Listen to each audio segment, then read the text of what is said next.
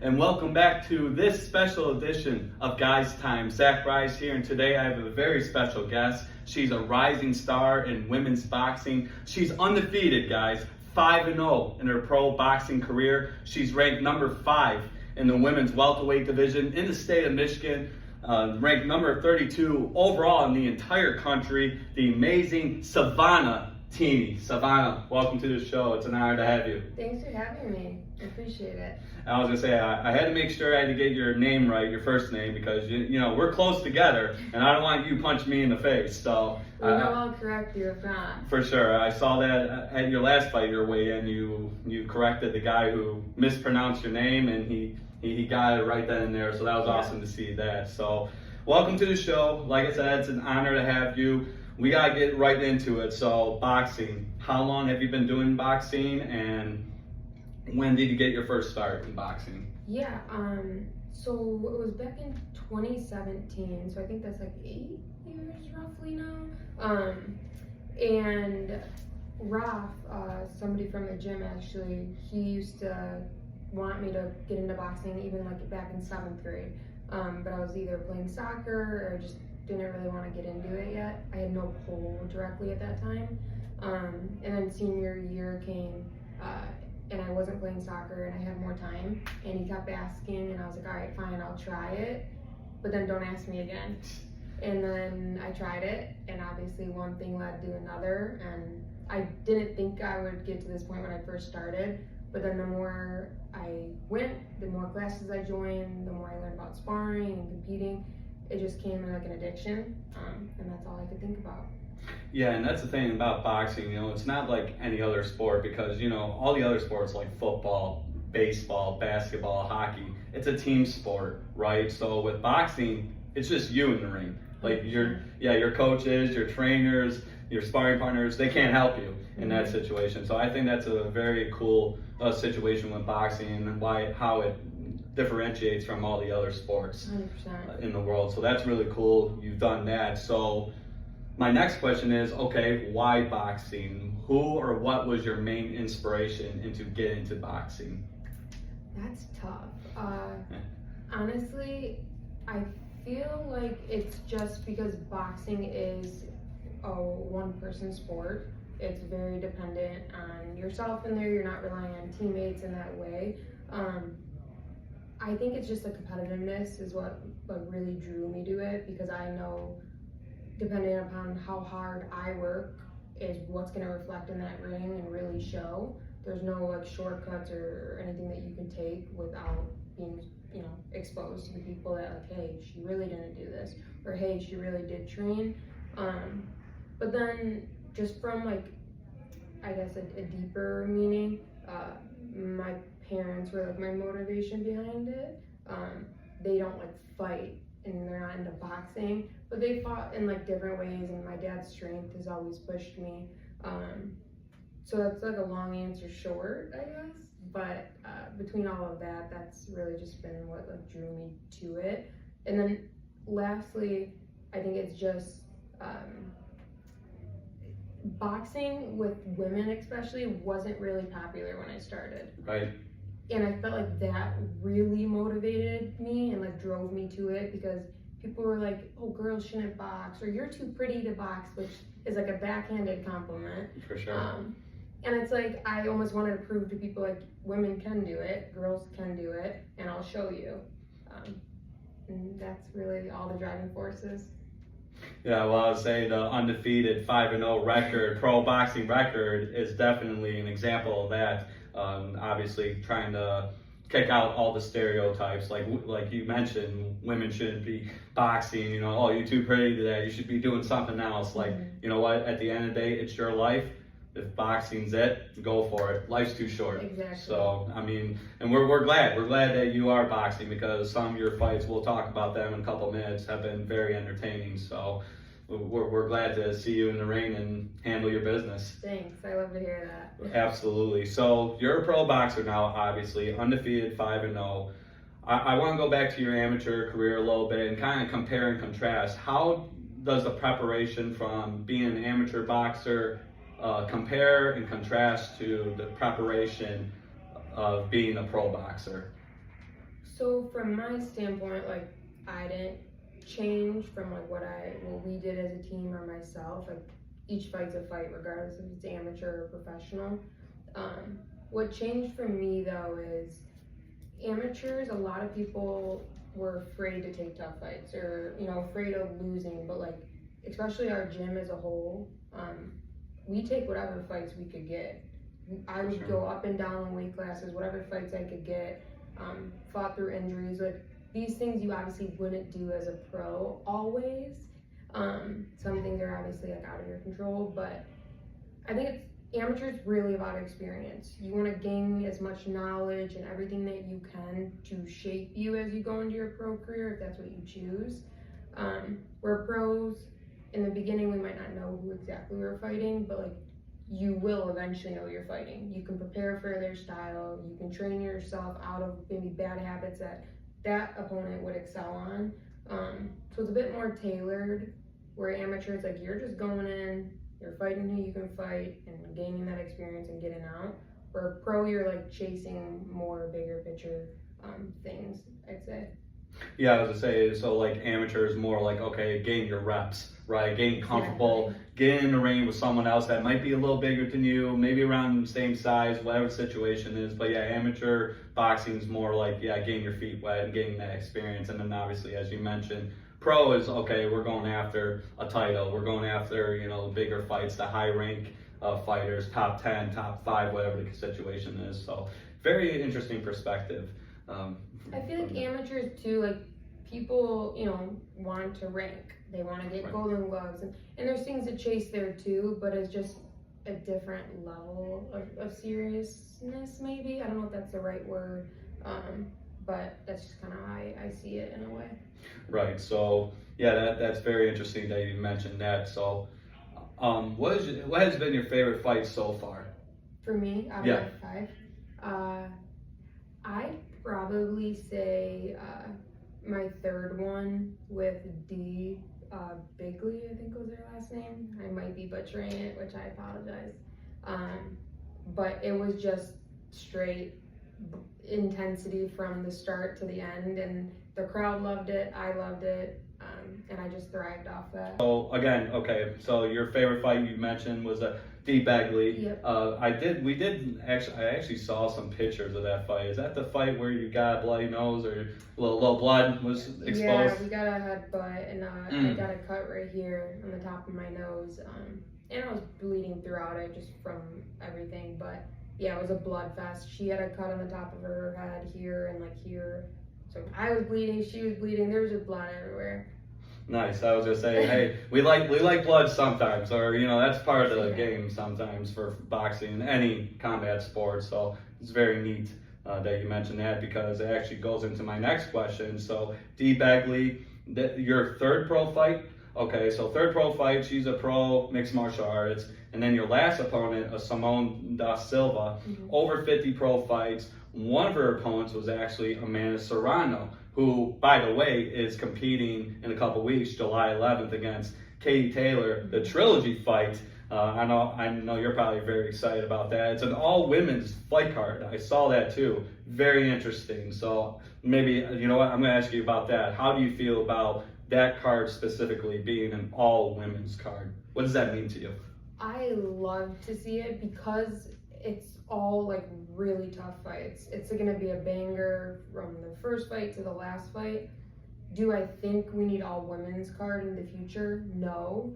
I don't think like we deserve a special treatment or guys don't. But it's nice to just see us getting that attention now. We're like, hey, we have this all women's card just to bring attention to it.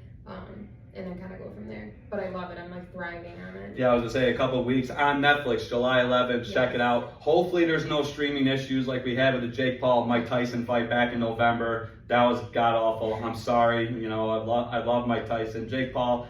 It is what it is. He's in there. I mean, he can probably kick my butt, but it is what it is. Hopefully, like I said, no streaming issues, and hopefully all these fights are good. I'm sure Katie Taylor and Amanda Serrano, third time around, is going to be a great fight. It's for the undisputed super lightweight title in Madison Square Garden, so a big stage for both of those women, every women on that fight card. So that's cool to see that. So going back to, your career so far, who has been your toughest opponent so far, if you can think back? Pros and amateurs, if you can think that far back. Amateurs, it's just a different, because amateurs scored on different things as pros, so the level of difficulty is just viewed in different lights. Saying from the pros perspective, I would say it was probably Simone was who I thought it would have been. Like, we were anticipating that. She's a veteran in the sport. It might have not looked like that with my performance, but I'd say her, because I knew she had the boxing IQ. Like, she knew certain reactions of punches I was throwing. Maybe she wasn't successful with it, but I had to be aware that, like, I knew she would know what she would be throwing, if that makes sense. Yeah, no, absolutely. Like I said, like you mentioned, just the experience, over 50 fights, Amanda Serrano being one of her opponents, which is absolutely crazy that you had the opportunity to face an opponent like Simone da Silva. So staying on that topic, because it was a great fight. I watched it. I'm sure everyone else here at New Wave watched it. We were all impressed by your performance. So your last fight with Simone da Silva, you were throwing some hard shots, some really hard shots.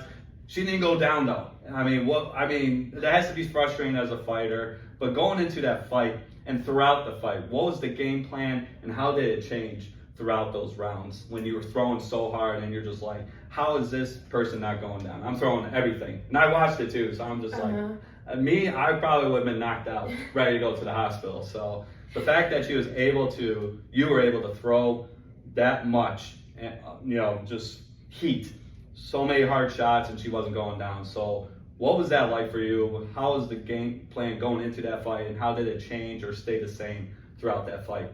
So we knew going in she was durable. Like, she fought a lot of up-and-coming prospects, and she fought a lot of great names, and she doesn't have many stoppages that people were able to stop her, and the times that they was in 8-round fights. And I felt like if we had 2 more rounds, I maybe could have got it done. Obviously that's a what if, but I knew she was gonna be tough, but I actually went back to the round in the corner after I think the 2nd round, and I told Bobby and Izzy, I was like, are my coaches, why is she not going down? I was like, I don't get it. Like, I could feel how hard these shots were landing, so it was frustrating, but it was almost I'm not gonna say comical, but I was just like, what the hell? Like, is she a superwoman? I don't get it. And Bobby just, was really honing in on making sure I started going to the body as well, and just changing it consistently. So if I was starting at the head, finishing at the body, and I felt like that was really where it was helping me succeed more, because not only was I landing hard up top, but hard at the body too. I felt like it took it out of her, and I could see that. Like, I was watching her between rounds when we were in the corner. But I won't take anything away from her. She was so tough. I wish I could have got it just for my own ego, but hey, it's boxing. Yeah, it happens. Obviously a knockout's got to feel absolutely phenomenal as a boxer. But yeah, throughout that fight, I'm like, I was watching this and I'm just like, how is this woman not going down? You were just throwing some hard shots to the face, to the body. Those hooks were absolutely phenomenal. And the jab, the right cross, everything was landing, and she just wouldn't go down. She refused to go down.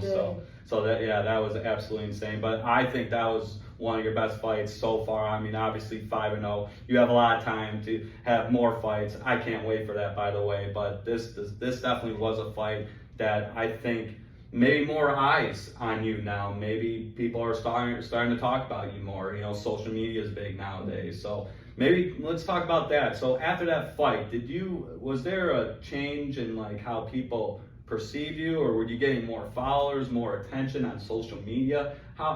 What happened there? How did that all change for you? Yeah, I had within that same night, it was over 150 followers, which does it seem like a ton when you're talking, millions of followers? No, but I have less than 4,000 roughly. So 150 in a short period is, I was like, what the heck? My notifications, I just had a new one. I thought my phone was glitching. Yeah, right. And then people are just reaching out for like more interviews, like clips, which, yeah, every now and then I'll get a couple, but it was just a consistent like influx of them.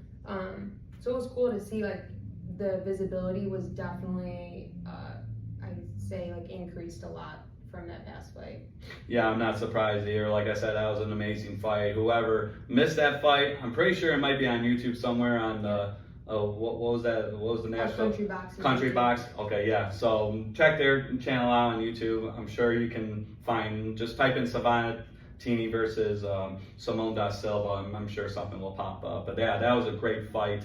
I asked this question to every boxer I've interviewed so far. Who is your favorite boxer and why? Right. Honestly, my go-to, like this will always be my answer, Loma. I'm just obsessed with the way he moves. I think he's like the footwork god. And I love shifting angles. If I could be just even like 10% more like him, I would be ecstatic. And I also think his resiliency, like, it's sad that he retired because I loved him, but also like you could see Loma, his last couple of fights to like old Loma, and obviously there's been changes, so I'm happy that he retired in good health, but I just always go back to watching him like get memorized by the way he moves.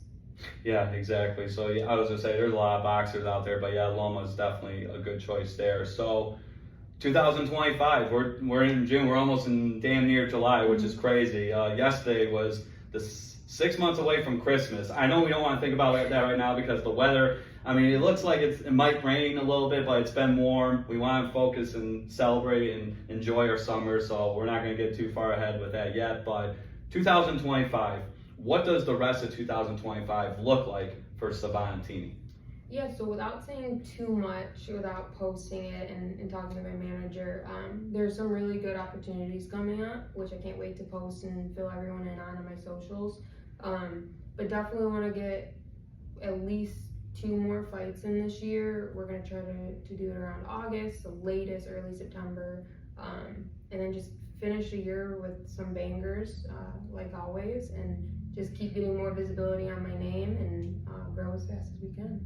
I was gonna say, and then hopefully your fights are in Michigan. Yes. And hopefully we don't have to, I mean, I don't mind watching you on YouTube in Nashville, Tennessee. That's cool, but I think just being in person, I mean, you know, everyone knows, it's a different feel. It's a different way to view a sporting event. So hopefully next couple fights, if they do happen this year in 2025, hopefully they are in the state of Michigan. That would be really cool. I got my first 3 that were here. I got lucky, but I'm trying to get at least one of them this year back in Michigan. So we'll see how it plays out, but that's the goal. But yeah, it seems like Country Box out there in Nashville, or down there rather, in Nashville, Tennessee, they appreciate you. So I mean, if you do have another fight there, hey, we all have YouTube. We all have access to YouTube. We'll watch you and support you. So that's really cool there. So to wrap up this interview, you know, just a little personal.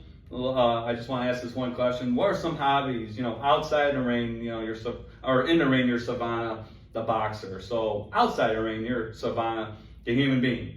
What are some of your favorite hobbies you like to do? Yeah, so first, my family's like my biggest be-all with everything. So my nieces, nephews, my sisters, my parents, my husband, everybody.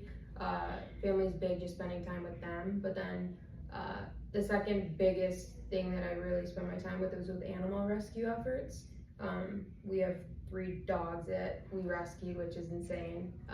But anything to bring attention to helping animals or volunteering is really big in my heart.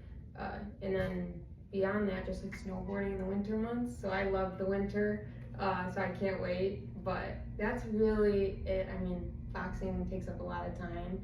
Sure. Maybe golf sometimes. There you go. Got into that. Yeah, golf is fun. Love that. But really, that's just me in a nutshell.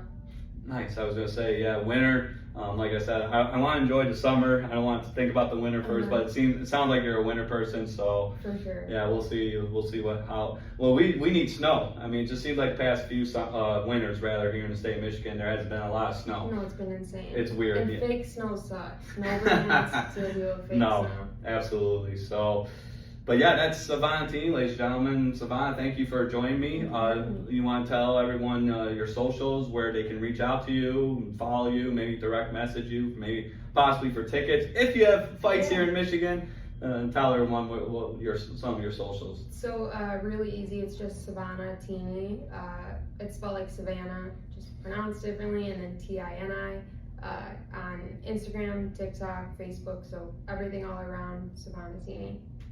All right, sounds good. Well, once again, thank you, Savannah, for taking time out of your very busy schedule. I know you got trained here in like a half hour, staying ready for your fights, and it's been an honor to have you. Thanks for having me. Appreciate it. Absolutely. So that's it. That's this special edition of Guys Time. Savannah Tini, my special guest here today. This episode will be available, or this interview rather, will be available later today. So check it out, or tomorrow at the latest. So check it out. It's been fun, and you guys have a good one. So you guys are amazing. Thank you for joining us today, and stay safe out there. Take care, guys.